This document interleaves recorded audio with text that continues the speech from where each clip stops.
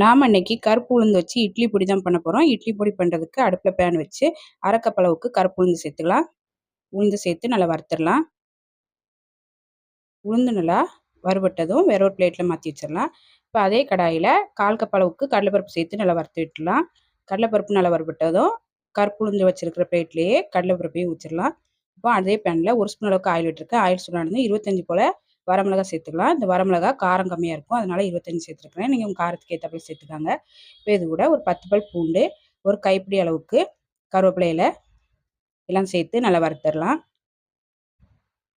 எல்லாம் நல்லா வறுபட்டதும் இதையும் நம்ம உளுந்தும் கடலைப்பருப்பும் வறுத்து வச்ச பிளேட்லேயே மாற்றிடலாம்.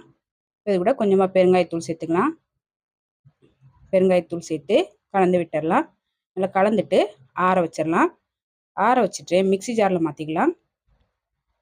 இது கூட கொஞ்சமாக உப்பு சேர்த்து இட்லி பொடியை அரைச்சிட்டு வந்துடலாம். இப்போது இட்லி பொடியை அரைச்சிட்டு வந்துட்டு அரைச்ச இட்லி பொடியை ஒரு பவுலில் மாற்றி வச்சுருக்கிறேன். ரொம்ப டேஸ்ட்டான கருப்பு உளுந்து இட்லி பொடி ரெடி. இந்த பொடியை இட்லி தோசையோட வச்சு சாப்பிட்றதுக்கு ரொம்ப நல்லாயிருக்கும். ட்ரை பண்ணி பாருங்கள்.